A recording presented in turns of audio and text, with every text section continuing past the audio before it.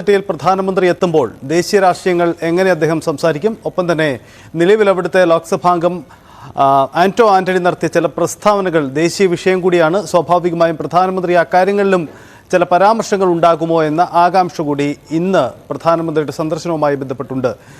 ശ്രീജിത്തും ശരണ്യയും പത്തനംതിട്ടയിൽ തുടരുന്നുണ്ട്. എന്താണ് അവിടേക്ക് ആൾക്കൂട്ടമൊക്കെ എത്തി തുടങ്ങിയോ? എന്താ അവിടുത്തെ ഒരു ആംബിയൻസ് എന്തായിട്ടുണ്ട് ശ്രീജിത്ത്? പിന്നെ ശുദ്ധമായ കുടിവെള്ളം തീർച്ചയായും ആളുകൾ എത്തി തുടങ്ങിയിരിക്കുന്നു. ക്യാമറ ഒന്ന് പാൻ ചെയ്തു കഴിഞ്ഞാൽ തന്നെ നമുക്ക് കാണാൻ സാധിക്കും. വിവിധ ഇടങ്ങൾ വഴി ആളുകൾ വന്നുകൊണ്ടിരിക്കുന്നുണ്ട്. സ്ത്രീകളും കുട്ടികളും പുരുഷന്മാരും അടക്കമുള്ള വലിയൊരു ജനസഞ്ചയം തന്നെ ഇവിടേക്ക് എത്തിയിട്ടുണ്ട്. ശരണ്യ, 1.5 ലക്ഷം പേര് എത്തുമെന്നാണ് പ്രതീക്ഷ, അല്ലേ? നമ്മളെ കൊച്ചിയിൽ കണ്ട സമാനമായൊരു ആവേശം ഇവിടെ ഉണ്ട്. ആളുകൾ ധാരാളമായി എത്തുന്നുണ്ട്.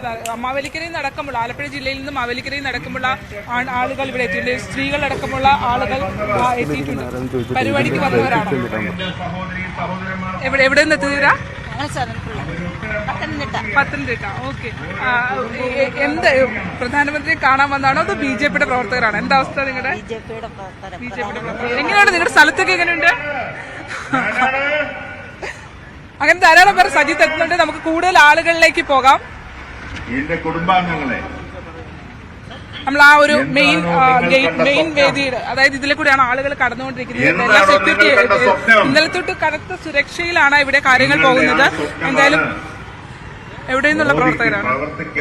പത്തനംതിട്ടക്കാരാണ്. എങ്ങനെയുണ്ട് നിങ്ങളുടെ ഇവിടുത്തെ ഒരു തെരഞ്ഞെടുപ്പിന്റെ കഴിഞ്ഞ തവണത്തെക്കാൾ ആവേശം കൂടിയിട്ടുണ്ടോ? അതെ, തീർച്ചയായിട്ടും ഭയങ്കര ആവേശമാണ് കഴിഞ്ഞ തവണത്തെക്കാളും. പ്രത്യേകിച്ച് മോദിജി ഇവിടെ എത്തുന്നത് കൊണ്ട് തന്നെ ഭയങ്കര ആവേശത്തിലാണ് എല്ലാ പ്രവർത്തകരും, അണികളും എല്ലാവരും ഭയങ്കര ആവേശത്തിലാണ്. മറ്റിടങ്ങളിൽ നിന്നൊക്കെ ഒരുപാട് ആളുകൾ എത്തുന്നു. നിങ്ങൾ പത്തനംതിട്ടയിൽ നിന്ന് ഏത് ഭാഗത്തുള്ളവരാ? പത്തനംതിട്ടയുടെ ഏത് സ്ഥലം? പത്തനംതിട്ട ഓമല്ലൂരിന്റെ സ്ഥലത്ത്. അവിടെ എത്ര പേര് വന്നിട്ടുണ്ട്?